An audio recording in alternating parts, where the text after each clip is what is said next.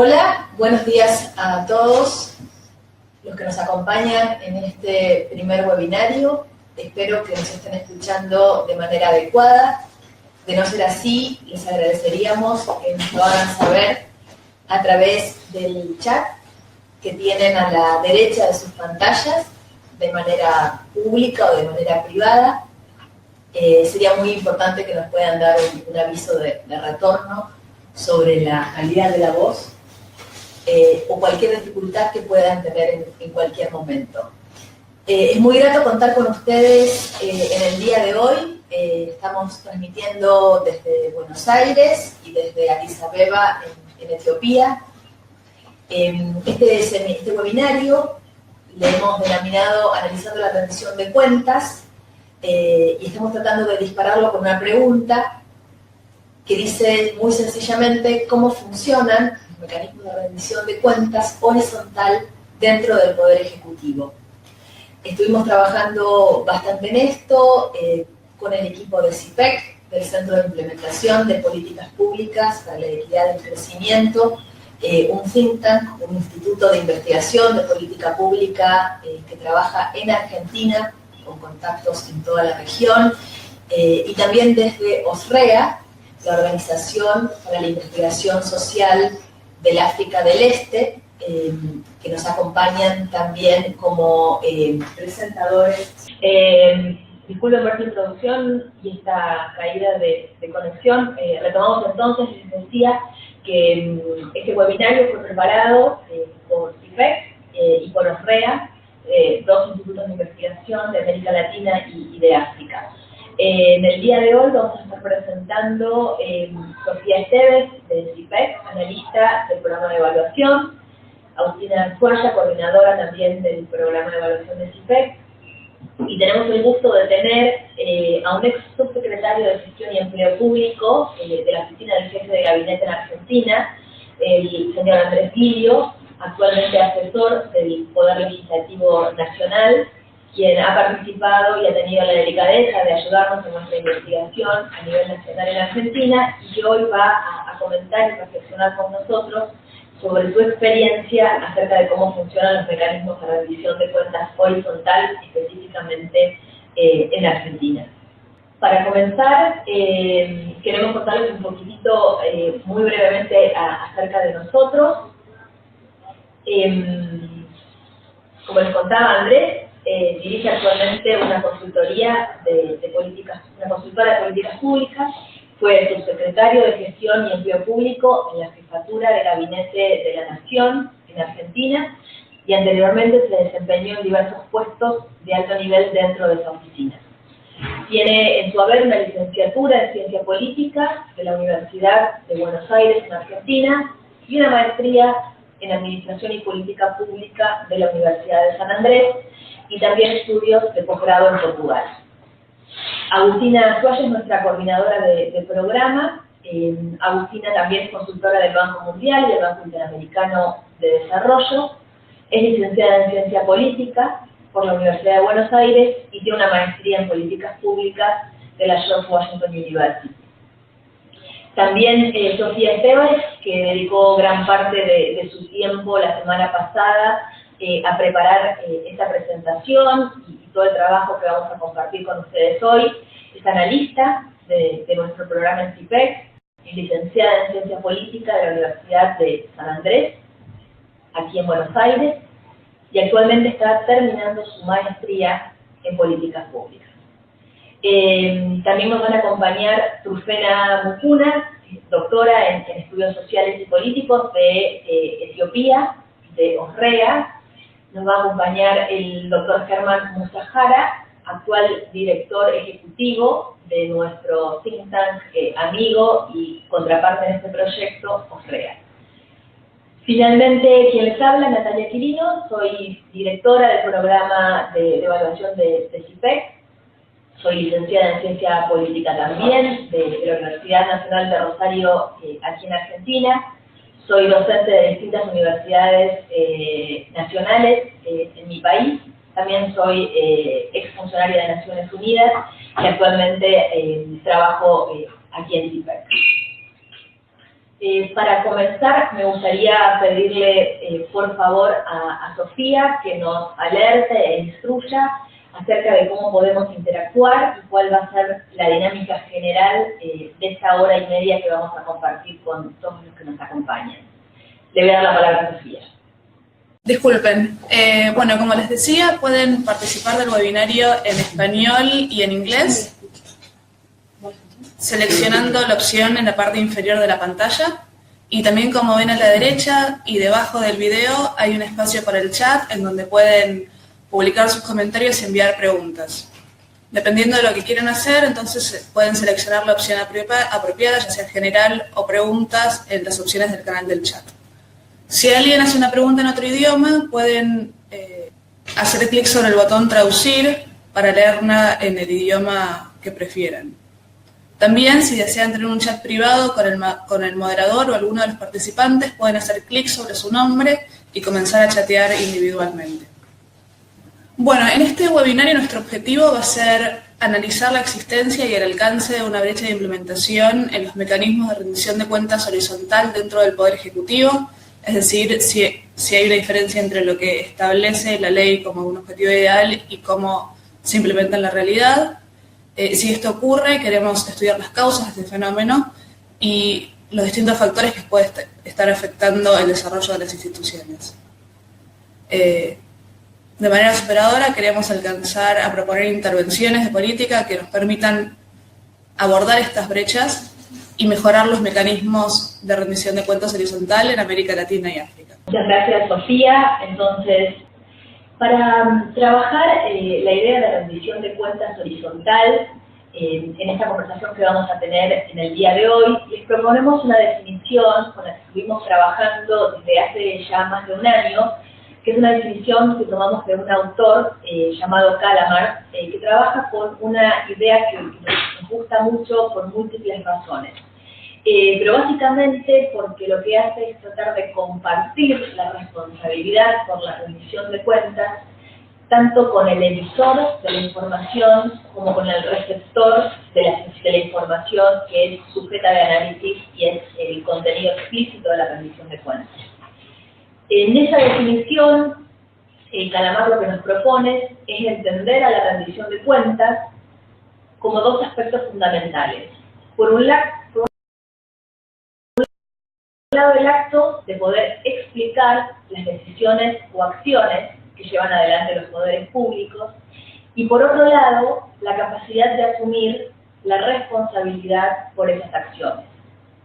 Si nosotros profundizamos y aplicamos esta idea a las relaciones políticas, se trata básicamente de que los representantes políticos, los funcionarios, los gestores, expliquen el porqué, el para qué de sus acciones a todos sus electores.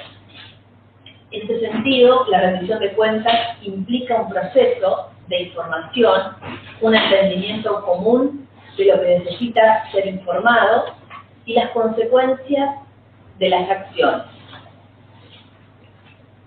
Con esta definición, nosotros estuvimos trabajando con los colegas de ORREA en Etiopía sobre dos casos muy puntuales y estuvimos mirando los mecanismos de rendición de cuentas que existen del Ejecutivo al Legislativo, tanto en el contexto africano como en el contexto latinoamericano. Específicamente, lo que vamos a compartir con ustedes hoy son los mecanismos que nosotros y la literatura denominamos como de responsabilidad en el Ejecutivo. Son aquellos mecanismos que, siguiendo la definición que nos propone Calamar, capturan aspectos que tienen que ver con explicar el porqué de la acción política. No nos vamos a concentrar en la otra parte, que en castellano denominamos ejecutabilidad o enforcement, porque lo vamos a dejar para un segundo instancia de conversación que vamos a tener con ustedes probablemente más adelante. En este sentido, podemos comparar los mecanismos que existen tanto en Argentina como en Kenia y encontramos algunas similitudes bastante marcadas, si bien la práctica es bien diferente en los dos casos. Básicamente, en ambos países hay dos grandes grupos de mecanismos.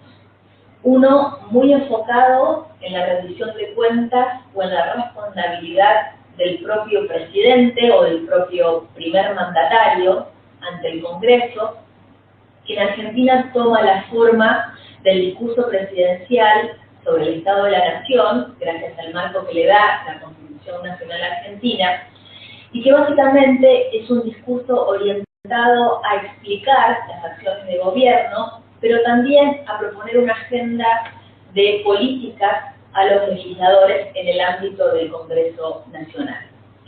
Este discurso en Argentina se viene llevando adelante desde la misma fundación de nuestro Estado-Nación y se realiza todos los años el 1 de marzo como apertura de las sesiones legislativas. En el caso de Kenia también se produce en ocasión de la inauguración de cada nuevo parlamento. Es una sesión parlamentaria específica y especial que se da una vez al año y que en términos de su contenido brinda un informe sobre todas las medidas adoptadas y aquellos progresos que se han ido logrando para implementar los valores nacionales.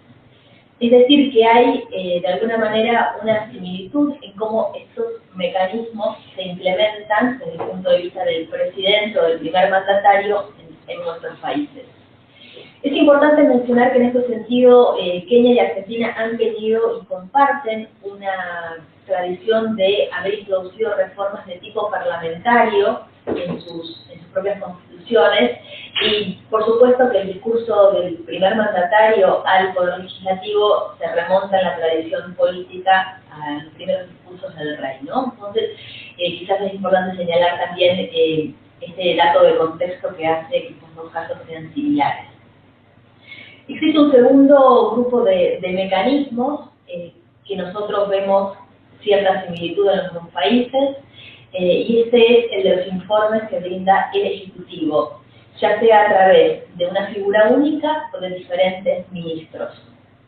En el caso de Argentina, toma la forma esencial de los informes mensuales que debe proveer el jefe de gabinete de ministros ante el Congreso, alternando entre las dos cámaras que tenemos en Argentina por lo menos, pero también podría tomar la forma de distintos pedidos de informes que el Congreso solicite a los ministerios sectoriales.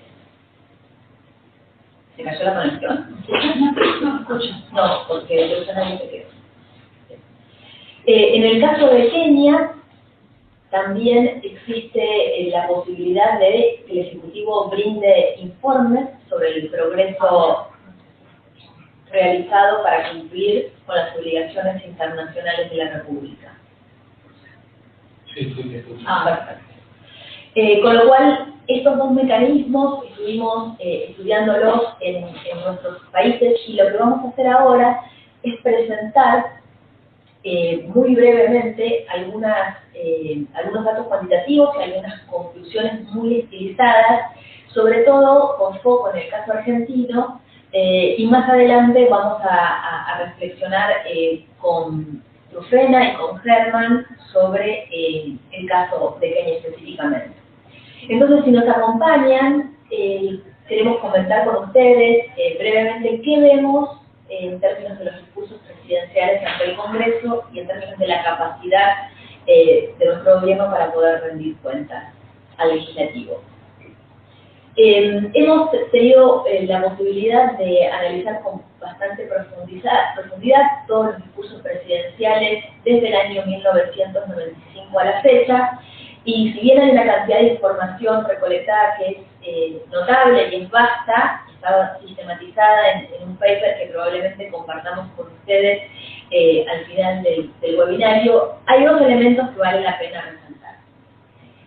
El primero es que los discursos presidenciales en general, y vistos de manera agregada y muy estilizados, recurren centralmente a indicadores de producto y en segunda medida de resultados de lo que serían los procesos de política pública. Esto le permite al presidente hablar mucho más de la entrega de productos y servicios que de los efectos de largo plazo que las políticas públicas están generando en el país. Por eso, si ustedes ven el gráfico que tenemos a la izquierda, van a ver que encontramos muy pocos indicadores en el discurso presidencial que refieran al impacto que ha tenido en la población, al impacto que ha tenido en términos de los titulares de derechos de las distintas políticas públicas, y no se prioriza quizás un cambio de largo plazo en la comunicación de la gestión gubernamental, y sí se hace mucho más foco en la entrega de productos del gobierno. Del mismo modo, lo que vemos es una continuidad de indicadores informados según área de política, que es el gráfico que compartimos con ustedes en la pantalla a la izquierda, y más allá del tipo de orientación política que han tenido los presidentes, hay una constante en focalizar los temas del discurso presidencial en algunos aspectos que tienen que ver centralmente con la rendición de cuentas sobre los aspectos económicos, los aspectos de educación y ciencia, y los aspectos de desarrollo social. En este sentido, lo que vemos es que se transmite como a lo largo de todos los discursos, todos los años, preocupaciones bastante similares, independientemente de la orientación de política macro que tengan los presidentes. Hay otros elementos que no destacamos acá, pero que sí es importante señalar. La duración de los discursos es bien distinta, dependiendo, sí, de los presidentes, algunos con discursos muy cortos, que no superan la hora, y algunos con discursos muy largos, que pueden llegar hasta las 4 horas de rendición de cuentas en esta sesión. Algunas conclusiones muy estilizadas sobre este mecanismo en particular. Lo que hemos visto es que, al igual que en Argentina, en Kenia, la visita presidencial al Parlamento o al Congreso, como lo denominamos aquí, es más bien ceremonial y se caracteriza por un muy alto nivel de respeto y protocolo. Es decir, es casi, lo podríamos denominar como un rito que se produce todos los años y que se hace con algunas normas de conducta que son bastante similares, que tienen que ver con lo ceremonial y lo protocolar. Un segundo elemento que nos gustaría recalcar y compartir con ustedes esta mañana es que la calidad de los datos informados en este discurso presidencial sobre lo que la Constitución denomina el Estado de la Nación es débil. Los indicadores son básicamente cualitativos y de proceso, que son los que se informan más frecuentemente, y no se presenta evidencia contundente sobre los beneficios o el impacto que ha tenido las políticas públicas sobre la población en general. En general, lo que vimos es que esta debilidad se debe a no contar con instituciones suficientemente desarrolladas que puedan compartir o que puedan avalar estos datos con evidencia indiscutible. Un tercer punto para señalar es la cantidad de datos presentados en los informes, que vemos que parece tener una relación con el tiempo que el presidente está teniendo en el cargo. Esto lo que nos muestra que cuando los presidentes son más experimentados en el ejercicio del poder, tienden a contar con información un poco más compleja y un poco más nutrida sobre su propia gestión. En cuarto lugar, lo que vemos es que se discuten los discursos después de realizado el discurso presidencial, sobre todo en los medios, donde hay un alcance más bien de rendición de cuentas vertical, si se quiere, y la discusión se ve muy influenciada por la política coyuntural de ese momento, antes que por las preocupaciones, por los trazos gruesos del plan de gobierno, del plan de desarrollo de las políticas públicas. Y finalmente, lo que vemos es que, retomando un poco el punto anterior, es que en ninguno de los casos, Argentina y Kenia, hay evidencia clara de seguimiento a las discusiones realizadas. ¿Esto qué quiere decir? Que básicamente cuando esta visita del presidente al Congreso o al Parlamento finaliza, es cuando se termina la discusión. No hay un seguimiento en las comisiones sobre aquellos aspectos que exponen los presidentes.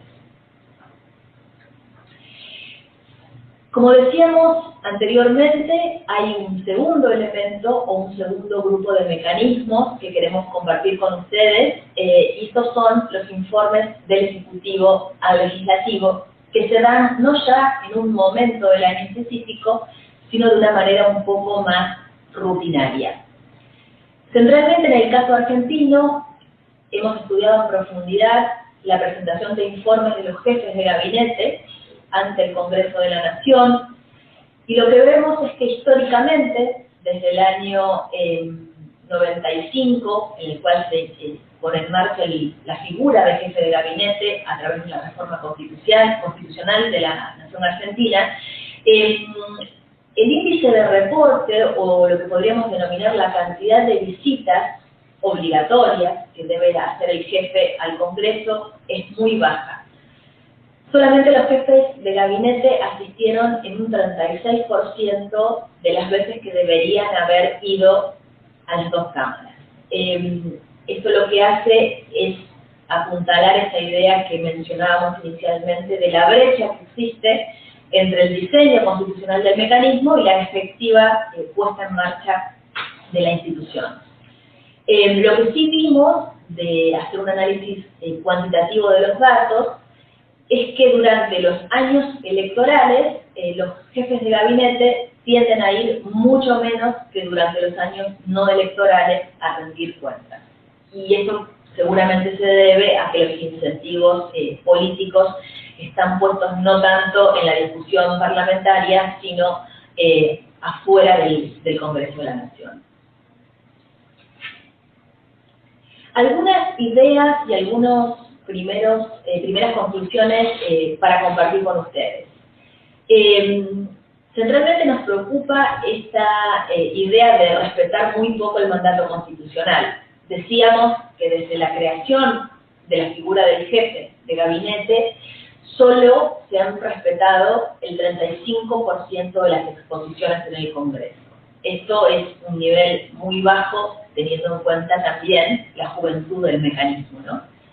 Un segundo elemento es esta idea de la reducción de los incentivos durante los años electorales, cuando la asistencia a las cámaras del Congreso se reduce solo al 20% de las veces. También hemos detectado a través del análisis realizado que aunque la ley establece que el jefe de gabinete debe alternar las visitas entre las cámaras cada 2 meses, esto no ha sucedido todas las veces.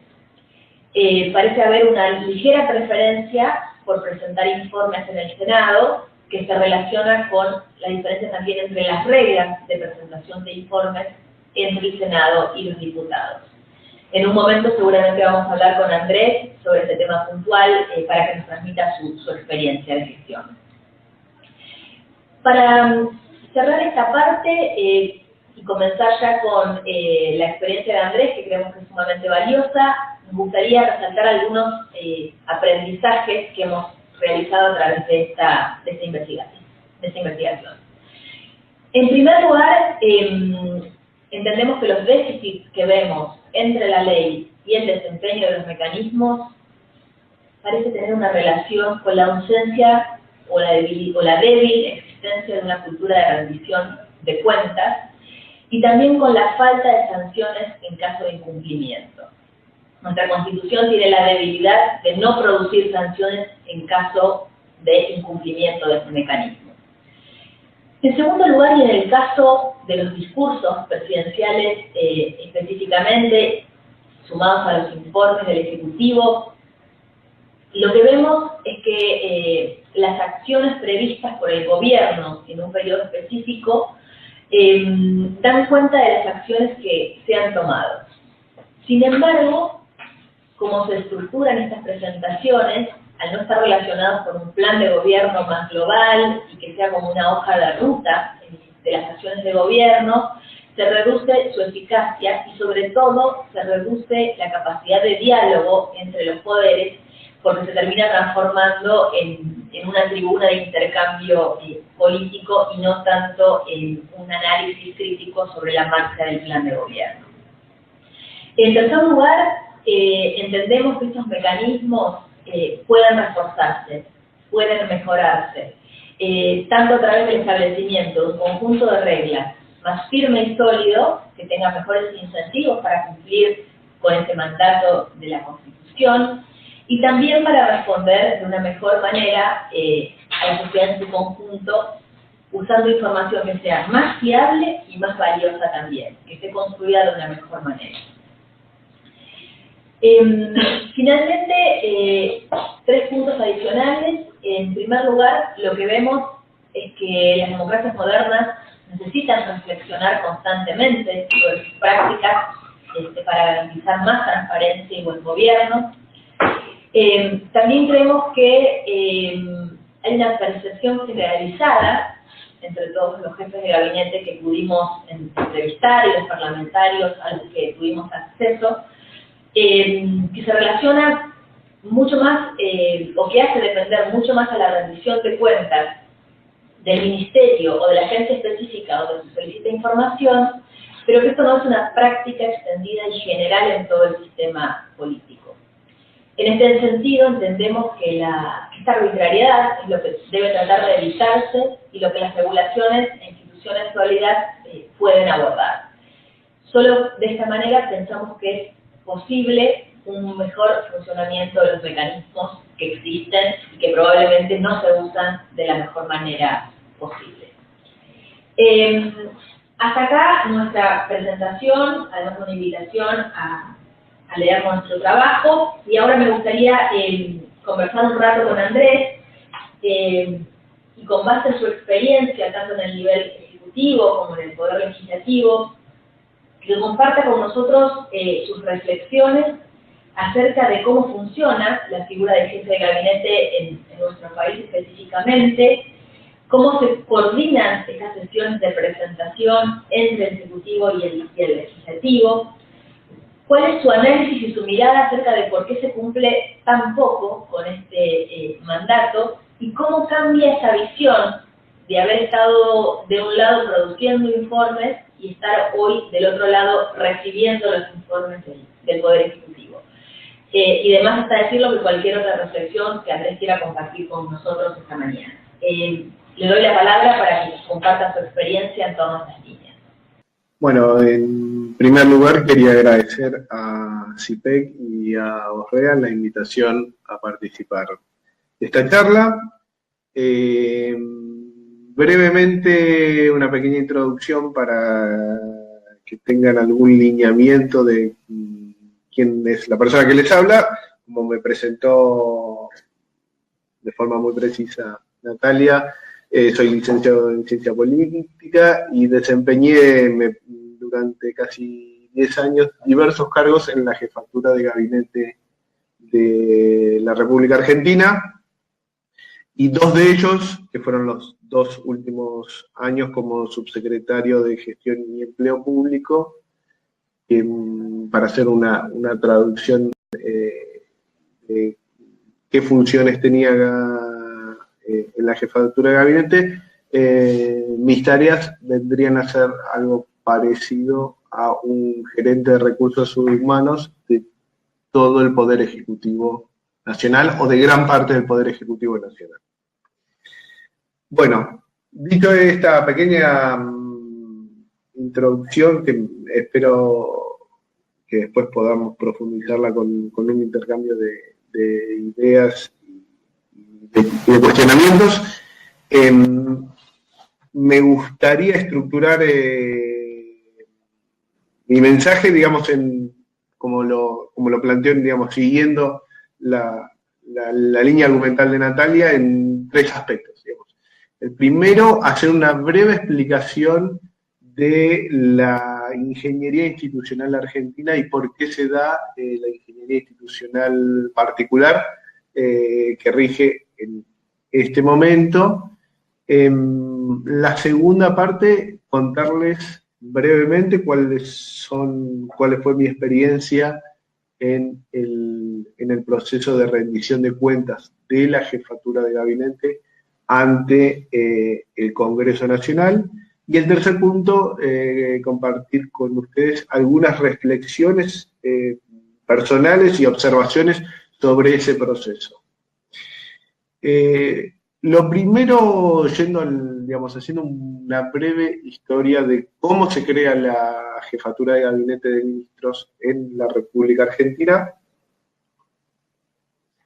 Me gustaría contarles que la Argentina, obviamente, desde su creación como Estado nacional y con la sanción de su primera constitución más o menos estable, fue en 1853, es un régimen presidencial. Fue así, casi sin muchas alteraciones, hasta la reforma constitucional de 1994, que a raíz de un conflicto político por la imposibilidad que venía, del diseño constitucional original, la imposibilidad de reelección del presidente, el presidente argentino Carlos Menem, que gobernó a partir de 1989, plantea de forma muy abierta la necesidad de modificar la Constitución e introducir la posibilidad de una reelección presidencial.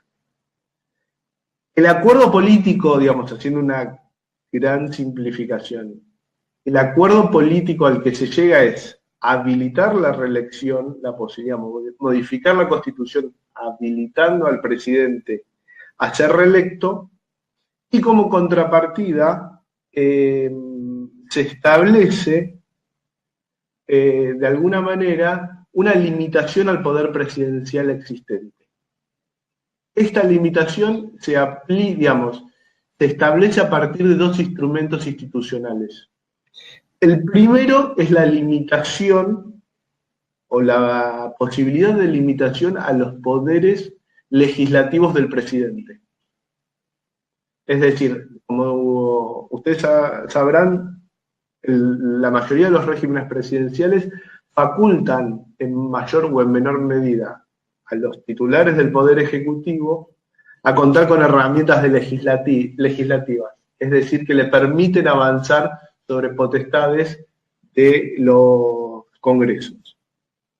Lo que establece la reforma del 94 es, por un lado, delimitar algunos ámbitos en los cuales el presidente no va a poder utilizar estas herramientas legislativas, que en Argentina se llaman decretos de necesidad y urgencia, que son como facultades legislativas excepcionales, y las trata de limitar primero de fondo, a través de la imposibilidad de que el presidente emita decretos que reformen legislación penal, y también evitándole que se abstenga de producir legislación por decreto en el ámbito de la legislación de partidos políticos. Y de forma, este es el fondo, la limitación de fondo. Hay ámbitos penal, electoral y de impuestos. El presidente no puede crear impuestos por decreto. Y de forma se establece que el Congreso tiene que emitir una reglamentación de en qué casos y de qué forma el presidente va a poder producir estos decretos de necesidad y urgencia, estos poderes unilaterales de materia legislativa. El segundo pago o la segunda contraprestación por la cual se permite al presidente la reelección es la creación de la jefatura de gabinete. El jefe de gabinete, la Constitución establece cuáles son sus funciones, pero en el espíritu de la ley era tratar de crear una figura que de alguna manera haga un contrapeso a la figura presidencial, muy en el espíritu de alguna manera de la reforma francesa del año 58, donde crea un sistema semipresidencialista. Es decir, existe por un lado el jefe de Estado, que es el presidente, pero la jefatura de gobierno recae en un miembro del Congreso en el modelo francés. Cuando es el mismo color político, los teóricos tienden a describir al sistema como un sistema más presidencialista. Cuando el presidente, que es electo en forma directa, es de un color político y el primer ministro, que es electo por el Congreso, es de otro color político, la teoría constitucional habla de un sistema de cohabitación, cohabitable, ¿no? Donde el jefe del Estado, la figura quizás más decorativa y protocolar, es el presidente, y el jefe del gobierno, quien administra el gobierno, es el primer ministro. Ese es el espíritu, o esa es la principal influencia que tenían los redactores de la Constitución del 94 para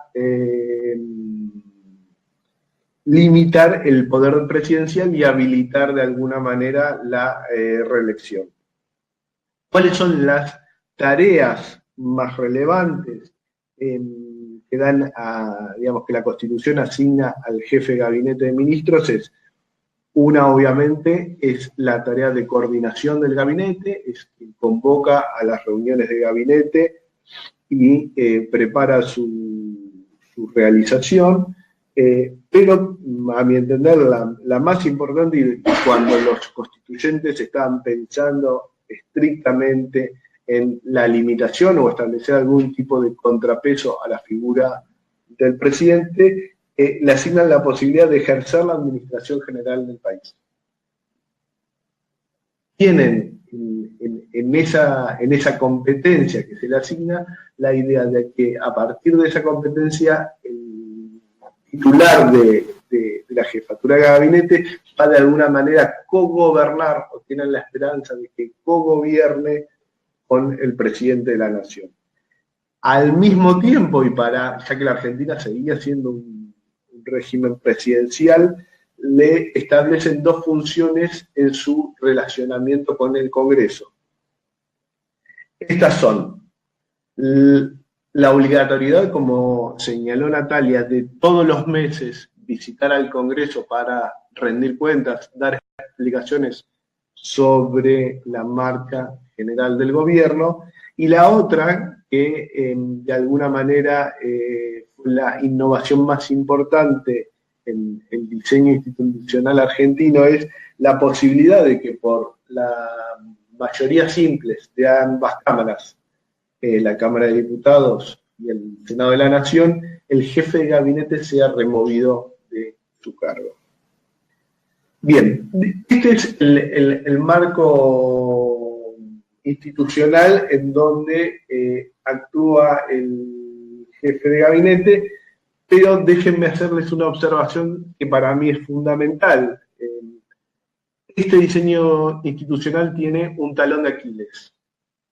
Este talón de Aquiles es el hecho de que el jefe de gabinete sigue siendo designado sin ninguna participación de otro actor externo que por el presidente de la República. Lo que ha generado en esta historia reciente, porque tiene apenas 20 años de desarrollo, de desenvolvimiento institucional, lo que ha creado que los jefes de gabinetes en la práctica, en la realidad, tengan, digamos, las mismas competencias o el mismo poder institucional /real también que cualquier ministro. Es decir, que sigue siendo un subordinado del presidente.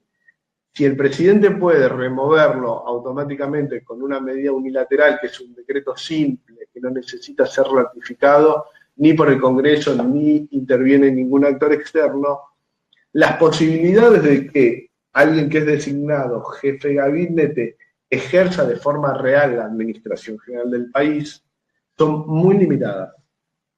Y digamos, los jefes, esto no quiere decir que no haya habido en la historia institucional de Argentina en los últimos 20 años, jefes de gabinete muy poderosos, que realmente tenían esa potestad de constituirse casi como un alter ego o podían ejercer un poder de administración real sobre el Poder Ejecutivo Nacional. Pero lo han hecho siempre y cuando el presidente ha querido. Esa decisión de poner un jefe de gabinete fuerte ha sido siempre una decisión del presidente y en conveniencia de los objetivos políticos del presidente o de las preferencias de gobierno del presidente. Digamos, cuando se han desempeñado jefes de gabinete de alguna manera más autónomos, con más posibilidad de ejercer la administración del país, ha sido porque era conveniente a los deseos o los objetivos políticos del presidente. Bien, en este contexto, que ahora sí yendo más al proceso de rendición de cuentas y contarles un poco la experiencia de mis años de trabajo en la jefatura de gabinete, es que me parece que es importante tomar relevancia de esta cuestión. Bien. ¿Cómo funciona, entrando en la segunda parte de mi exposición, cómo funciona el proceso de rendición de cuentas? Y también me gustaría profundizar en algunos de los aspectos que ha marcado Natalia precedentemente respecto a las pocas veces que los jefes de gabinete concurren al Congreso a hacerlo. La primera cuestión es que la Constitución Nacional dice que el presidente debe concurrir todos los meses a alguna de las cámaras a presentar sus informes, su rendición de cuentas, informar a los legisladores sobre el estado de situación político del Poder Ejecutivo.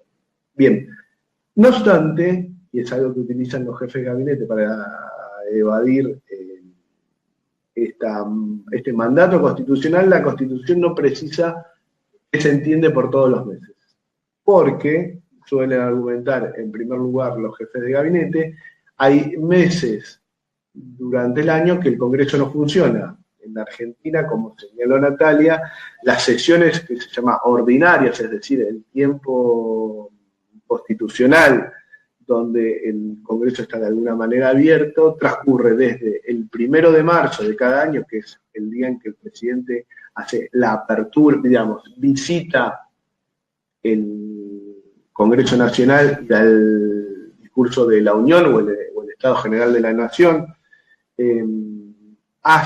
Ese periodo de sesiones ordinarias dura hasta los primeros días de diciembre. O sea que ya de los 10 meses, por lo menos hay 2,5 o casi 3 meses donde el Congreso no está abierto, entonces los jefes de gabinete argumentan, bueno, no podemos ir todos los meses, aunque quisiéramos, porque hay 3 meses que el Congreso está cerrado. Lo que para mí atenta también es el procedimiento, ya la exigencia de todos los meses me parece que para un jefe de gabinete hay un problema de diseño institucional, ya sea los 12 meses de año calendario o los 10 meses o 9 meses de año laboral. Ahí hay un problema en la norma constitucional. Nadie que tiene las responsabilidades de jefe de gabinete puede preparar unos informes tal cual está diseñado el sistema todos los meses. Ni aquellos jefes de gabinete que quisieran ir, me parece que tienen, y esto es una cuestión de tiempo material, para preparar las sesiones de rendición de cuentas, básicamente porque las sesiones de rendiciones de cuentas son, y ahora voy a describir el proceso, son muy engorrosas de abarcar y de preparar. Estoy hablando... les comentaba acá a Natalia, Sofía y Agustina si si mi ritmo, mi cadencia de exposición es la adecuada para el traductor, porque, bueno, Natalia entiende bien porque tenemos una mezcla de español italianizado, ¿no? Los aquilinos, los Giglio, entonces parlamo molto, molto veloz. Bien, dicho esto, el proceso se inicia cuando el jefe de gabinete dice quiero ir al Congreso. El Congreso no tiene ninguna posibilidad de, sobre todo cuando, como fueron la mayoría de estos últimos 20 años, cuando la mayoría legislativa era concordante con quien estaba al frente del Poder Ejecutivo. Es decir, que el Poder Ejecutivo tenía mayoría parlamentaria en ambas cámaras. No obstante, los momentos en que el Poder Ejecutivo no tuvo mayoría en ambas cámaras o en alguna de las dos cámaras, tampoco había una cultura institucional de los legisladores para exigirle, digamos, de forma más allá de forma real, digamos, que evite la formalidad de una declaración pública en un medio de comunicación, de exigirle al jefe de gabinete que concurra al Congreso. Entonces, primer punto, el proceso de rendición de cuentas empieza cuando el jefe de gabinete quiere que empiece el proceso de rendición de cuentas. No antes. El Congreso no interviene, no tiene capacidad de enforcement, ¿no?, para hacer cumplir esa manda constitucional. Bien, una vez, ¿por qué? La pregunta que cabería acá es, ¿por qué los presidentes, por qué los jefes de gabinete quieren ir al Congreso? Es una pregunta abierta que no tiene una respuesta sencilla. Les puedo decir cuáles son, a mi entender y en mi experiencia, las razones por las cuales no van. La primera es porque creo que no hay ningún presidente que le pida a su jefe de gabinete que vaya al Congreso. Eso no, hay un acuerdo tácito en ese sentido. La segunda, tampoco hay una sociedad que le reclame al jefe de gabinete, no hay, salvo algunos actores aislados, como pueden ser grupos de expertos, académicos, organizaciones de la sociedad civil, como puede ser el caso de CIPEC. No hay una demanda social al respecto. El tercer punto, que es el que después me gustaría profundizar, que es el que les había anticipado, porque me parece que los jefes de gabinete no van a prestar la rendición de cuentas en el Congreso porque no les sirve a ellos y no les sirve a los legisladores. Es un juego en donde ninguno de los dos obtiene una ganancia, tal cual está diseñado el proceso en este momento, ninguno de los dos tiene una ganancia política al respecto. Bien, cuando el jefe de gabinete decide ir y lo anuncia, digamos, elige la Cámara, si va a ser el Senado, donde está la representación de las provincias, o la Cámara de Diputados, donde está la representación popular, tanto senadores o diputados, según corresponda, empiezan a emitir una cantidad de preguntas sobre las que va a versar el informe del jefe de gabinete. Con la condición, primera característica, las preguntas son ilimitadas. Si un diputado quiere hacer cientos de preguntas, no hay ninguna norma que limite, ninguna norma propia del Congreso o una norma general, como puede ser una ley, que limite la cantidad de preguntas que puede hacer un diputado o un senador. Segunda, y esta sí me parece que es la característica que hace más engorroso el proceso, es el jefe de gabinete tiene que contestar por anticipado, por escrito, las preguntas. Para que se den una idea, por ejemplo, recuerdo sobre todo cuando mi jefe político y, digamos, quien es el que yo formaba parte de su equipo y era jefe de gabinete, que era Juan Manuel Abal Medina, enfrentó el primer proceso de rendición de cuentas en el Senado. Recuerdo que hubo una reunión de su staff más cercano para administrar las casi 1.500 o 2.000 preguntas que tenía que responder en el plazo de 15 días. Es decir, que secretarios de Estado, subsecretarios de Estado, asesores directos, les recuerdo, de la persona que, según la Constitución, ejercía la administración general del país, le tenían que solicitar a todos los ministros del Poder Ejecutivo Nacional, a los responsables de las primeras agencias gubernamentales del país, a secretarios de Estado que dedicaran parte de su tiempo a contestar 2.000 preguntas en el plazo de 15 a 20 días. Bien, eso para mí es la primera razón por la cual el sistema falla, digamos. Nosotros lo hacíamos a desgano, no solamente a desgano porque nos daba tiempo de nuestras labores habituales y rutinarias, que eran de por sí muy extensas en la cantidad de tiempo que nos demandaban. No quiero entrar en pormenores, pero para que se den una idea, un jefe de gabinete de la República Argentina es una persona que trabaja aproximadamente, ¿no?, que está por lo menos afuera de su hogar trabajando entre 14 y 16 horas por día como mínimo. Eso repliquémoslo también de alguna manera en ministros, secretarios, subsecretarios, digamos, el ritmo de trabajo, de intensidad, no es menor o por lo menos de concentración que exige la tarea de 10, 12 horas. Obviamente en el medio hay tiempo que se dedica a actividad política, pero bueno, eso también es tiempo de trabajo. Uno podrá decir que le tienen que dedicar más o menos tiempo a la política, pero en el marco de las instituciones no formales y reales en las que se desarrolla la función de gobierno en la Argentina, es una tarea importante. Una vez que se arma y se crea un sistema, es más, hay una secretaría que es la Secretaría de Relaciones Parlamentarias, que funciona dentro de la jefatura de gabinete, que se encarga de la administración del proceso, porque la ejecución del proceso, es decir, responder las preguntas,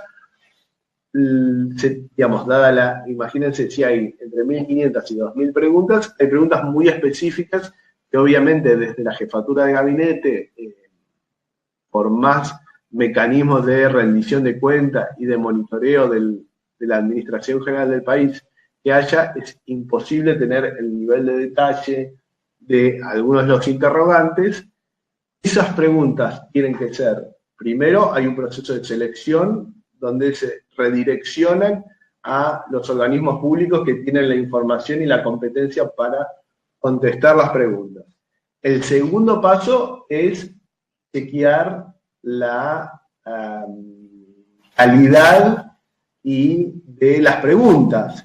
Por un lado, la calidad en si responden o no de forma sustantiva a lo que los legisladores requirieron. Pero paralelamente también siempre con un chequeo sobre la información política que se le va a suministrar a los legisladores, pensando que esa información es pública y que en algún momento puede tomar mayor nivel de conocimiento, ya sea porque el legislador la comunica a medios de comunicación masiva, redes sociales, las multiplicidades, digamos, las múltiples plataformas que existen para que la ciudadanía conozca o los terceros conozcan esa información.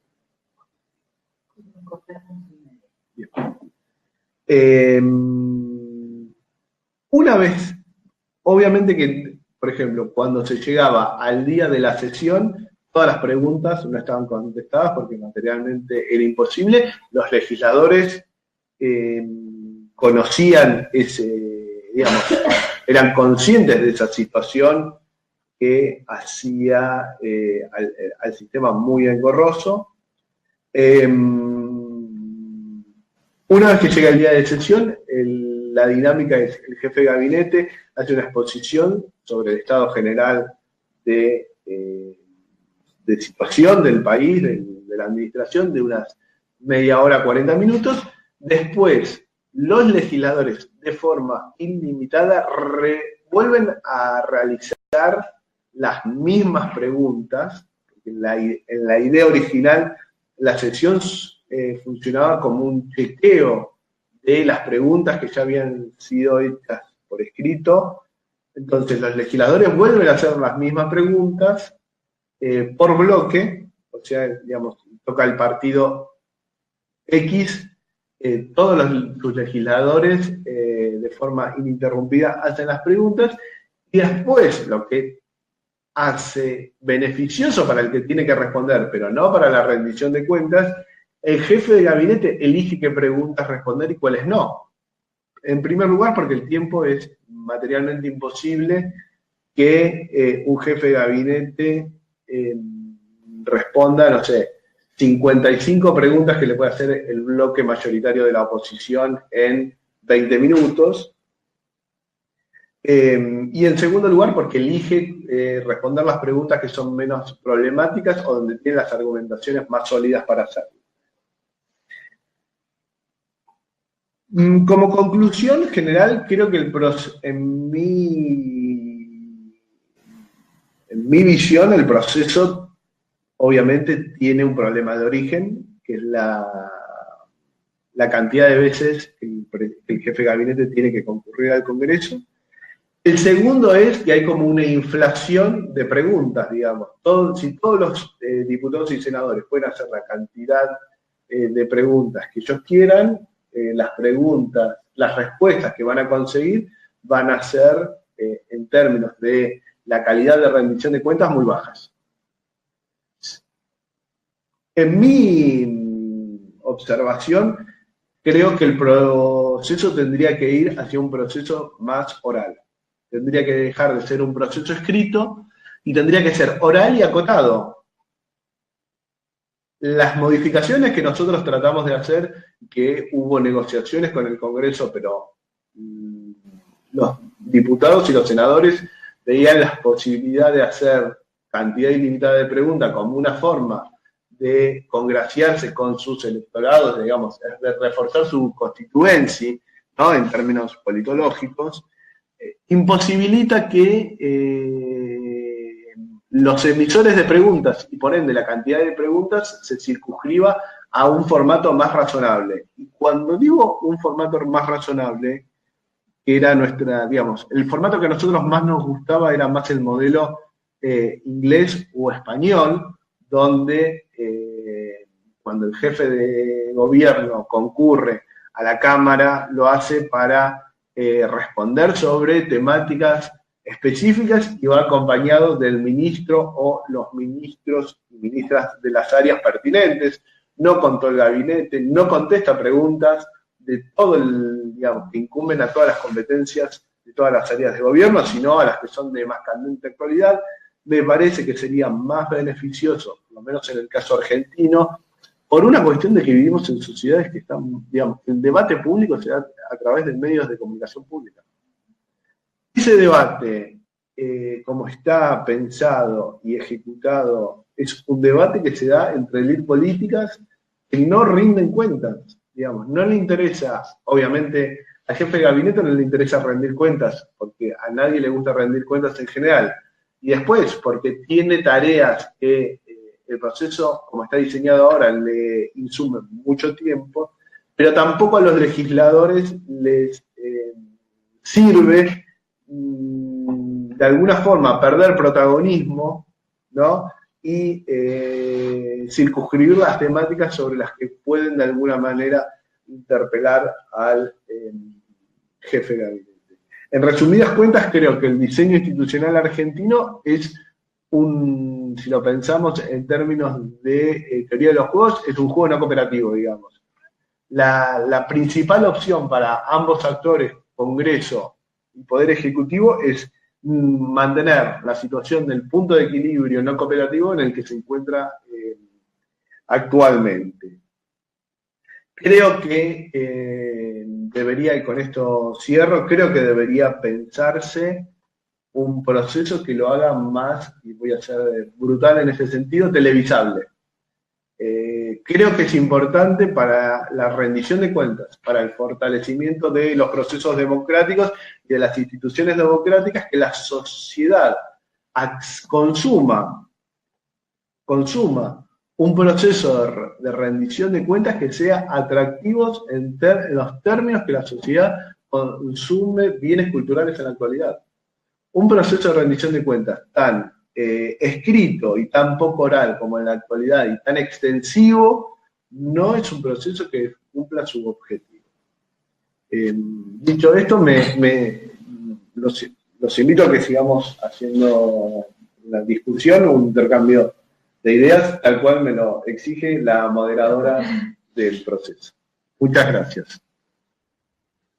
Muchas gracias, Andrés. Me parece que fue muy ilustrativo y muy desafiante en términos de aquello que tenemos que cambiar. Para no demorarnos, le voy a pasar la palabra a la doctora Trufena Mukuna de OSREA para que haga sus propios comentarios sobre el caso Kenyatta. Trufena, adelante.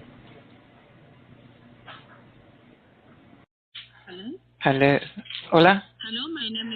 Hola, soy Trufena Mukuna de Australia. ¿Me pueden escuchar?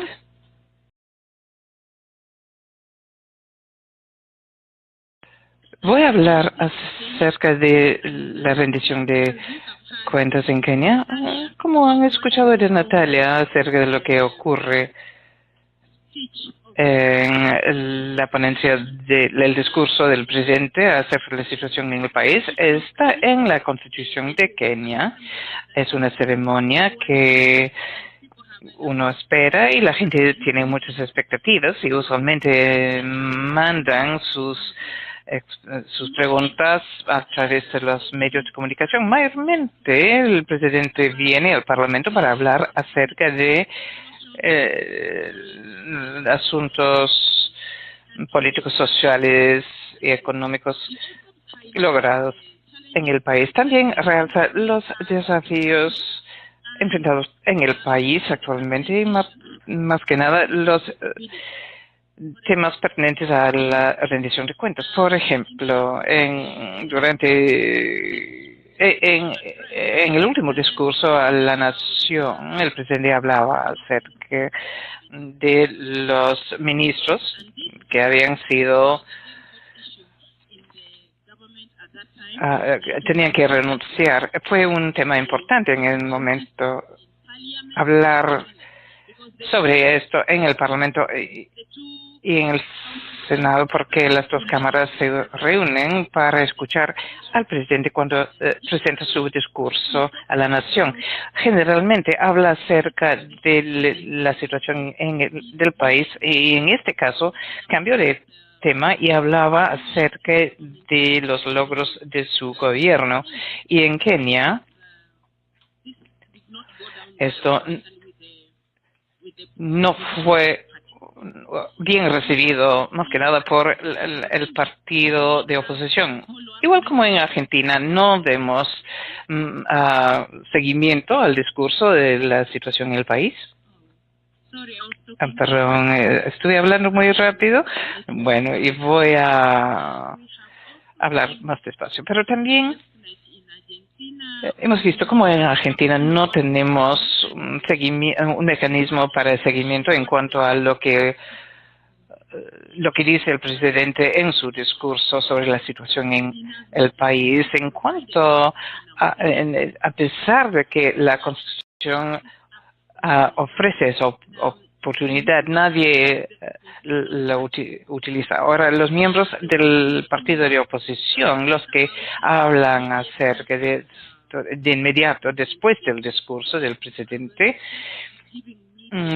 simplemente retroalimentan a los medios de comunicación, pero no, o mejor dicho, dan una reacción inmediata pero no hay más discusión sobre el discurso para que el presidente dé otra ponencia acerca de lo que ya presentó. Existe una necesidad para un diálogo entre los partidos para que todo el sistema electoral esté incluido, porque en la política en Kenia hay muchas quejas de los partidos de oposición ante el discurso del presidente. Parece una cacería de brujas en vez de ver lo que se ha logrado, o un pronóstico de la estrategia acerca de la orientación del desarrollo del gobierno. También quisiera decir algo acerca de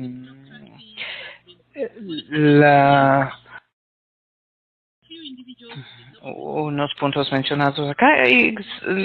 Hay personas en el gobierno que son corruptos, pero la cleptocracia no existe tanto en el gobierno en Kenia. Existen individuos, pero sí los enjuician.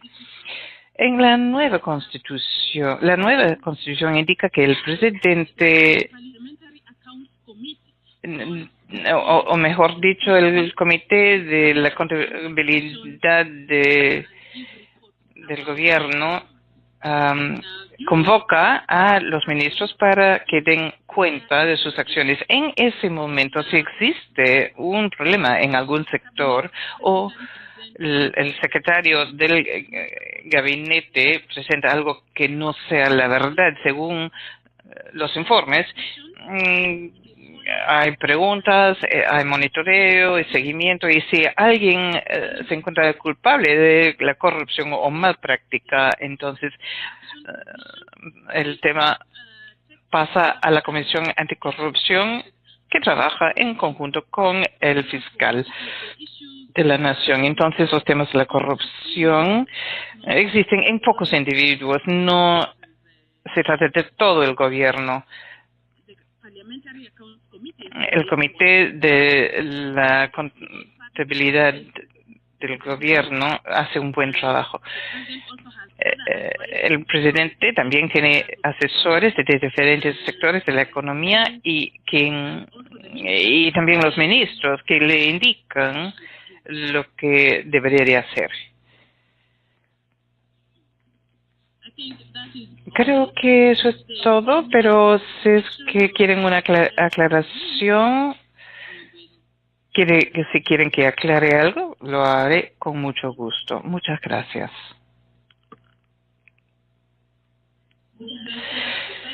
Creo que nos ayuda muchísimo a entender más qué es lo que está sucediendo en Kenia y poder de esta manera compararlo con Argentina.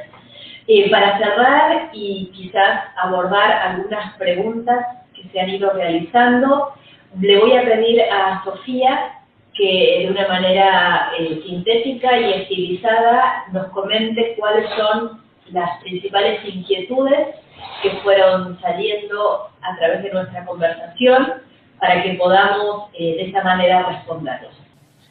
Muchas gracias, Natalia. Hemos tenido muchas preguntas de parte de la audiencia y comentarios, así que muchas gracias por su participación. Algunas de estas preguntas y comentarios están relacionados con el mecanismo del discurso del Estado de la Nación en Argentina y en Kenia, otras con los reportes del jefe de gabinete y después tenemos algunos otros comentarios más para discutir.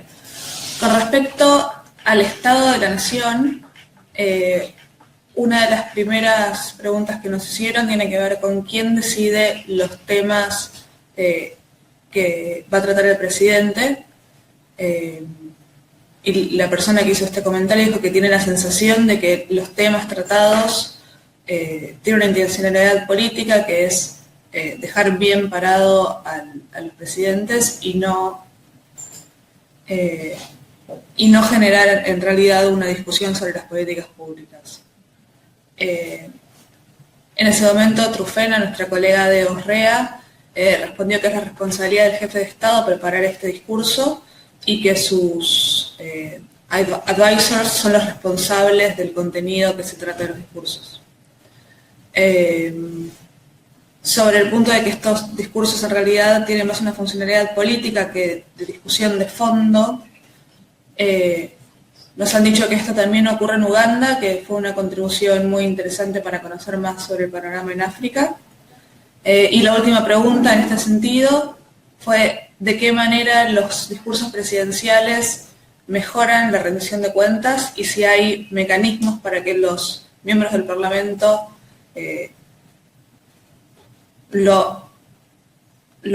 hagan cumplir el mandato de rendición de cuentas por parte del Poder Ejecutivo si no están satisfechos con el discurso que dio.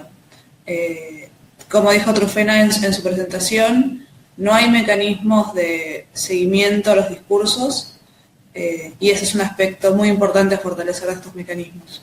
Con respecto a las visitas del jefe de gabinete, uno de los puntos que fueron presentados en la sección de preguntas es que si la nominación, o si el nombramiento, perdón, y la remoción de los jefes de gabinete son la prerrogativa únicamente del presidente, ¿qué ocurre si esta persona es incompetente y el presidente no quiere removerlo de su puesto? La pregunta entonces es si esto afecta negativamente a la rendición de cuentas. Otro punto que fue señalado en la temática de las visitas del jefe de gabinete es si las sesiones de preguntas y respuestas, es decir, las sesiones de informes, no son más procedimentales y tienen poco efecto en realmente hacer que los gobiernos rindan cuentas. Otro comentario que han hecho es que a pesar de que pareciera que el presidente de Kenia tiene más vías para responder a los ciudadanos que el presidente de Argentina, los mecanismos de rendición de cuentas en Kenia tienen un desempeño más pobre que el de Argentina, y si tenemos alguna explicación para eso. Y otro comentario dice que gobiernos de Kenia anteriores han hecho un gran trabajo o han dedicado muchos esfuerzos a pasar leyes muy estrictas que sofocan la emergencia de una sociedad civil fuerte y de medios independientes, una situación que es menos común en Argentina. Bueno, esos han sido la mayoría de los comentarios. Les agradecemos mucho su participación y ahora cedo la palabra nuevamente a Natalia para que nos comente. Muchas gracias, Sofía.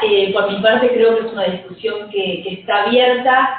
En lo personal, creo bastante en la dificultad que plantea la introducción de mecanismos que vienen de otros sistemas, en su mayoría en sistemas parlamentarios. Creo que esto ha dificultado la construcción cultural y la adaptación o el repensar estos mecanismos, en el caso de Argentina principalmente, y eso ha hecho que no estén anclados de una manera sólida en nuestra cultura política y que no se hayan visto quizás desarrollados de manera más eficiente y más efectiva en estos más de 20 años de implementación. Quisiera pedirle, antes de cerrar el webinario, a Andrés que haga algunas reflexiones finales en no más de 2 minutos, para luego ya poder pasar a nuestros colegas de África si es que quieren agregar algo, y si no, a despedirnos. Andrés, por favor, haz un comentario final. No, una última reflexión respecto también a una pregunta que fue planteada. Yo creo que el desafío que tienen las instituciones democráticas es adaptarse a las sociedades que tienen que gobernar. Doy un ejemplo y trato de hacerlo en menos de 2 minutos sobre rendición de cuentas, digamos, que estaba pensando cuando venía para aquí. El presidente de Argentina hace 2 días, hablando en general de un problema de crisis energética, recomendó a los ciudadanos abrigarse más cuando están en sus casas de forma de consumir menos energía de calefacción. Instantáneamente todas las redes sociales, Facebook, Twitter, mostraban fotos del presidente en invierno dentro de la quinta presidencial, muy desabrigado, con lo cual daba a suponer que estaba utilizando mucha calefacción, digamos. Con esto que resulta gracioso es, si los gobiernos y las instituciones no dan cuenta de las sociedades en las que están insertos, los procesos de rendición de cuentas los tienen que dar igual. Lo que tienen que hacer es fortalecer los instrumentos institucionales para que el proceso de rendición de cuentas sea más democrático, más plural, es decir, que puedan rendir cuentas ante toda la sociedad, digamos. Porque si no, van a estar sujetos a rendir cuentas en espacios que ellos no van a controlar necesariamente el acceso, digamos, de ante quién rinden cuentas. Esa es como mi conclusión y mi reflexión final. Vamos a darle la palabra al profesor Germán Zahara para que haga también sus conclusiones y sus cierres. Muchas gracias, Natalia, y al resto del equipo. Mi conclusión viene del lado de las solicitudes. ¿Me pueden escuchar? Ok, gracias. Me gustaría sugerir de este lado que esta fue una presentación muy buena de parte de Natalia y del resto, Sofía y Andrés. Y mi opinión es que yo creo que también logremos el estudio comparativo y veamos los comentarios de los participantes. Y creo que tal vez se puedan obtener lecciones de Argentina y de África también. Y lo que se ve es muy vívido. Y mi comentario general es que, de hecho, estamos utilizando el estado de la nación que se dirige en los dos casos. Estamos muy conscientes de que son solamente eventos que van y vienen y que están en los calendarios, pero todos esos mecanismos, creo que tenemos que ver la base y dónde comenzamos y ver las brechas en el horizonte de la rendición de cuentas y ver las diferencias y de que gran parte de la diferencia también da las razones que se requieren. Y que lo segundo que me gustaría y creo que deberíamos seguir es, si por ejemplo en algunas partes del África hay un gran celo por dar seguimiento a la rendición de cuentas financiera y las auditorías y que sean limpias y por todos los comités, yo creo de que en el webinar y en las cartas se indican de que esto es más que simplemente lograr la claridad financiera. También se requiere seguir seguimiento a otros aspectos como las sanciones, y eso tal vez llegue a hacerse cumplir, porque ese es un proceso muy grande. Y solo me gustaría decir que gracias. Okay, thank you very much, Herman. The truth is that we coincide in what you say, and I think this has been a very fruitful exchange of ideas.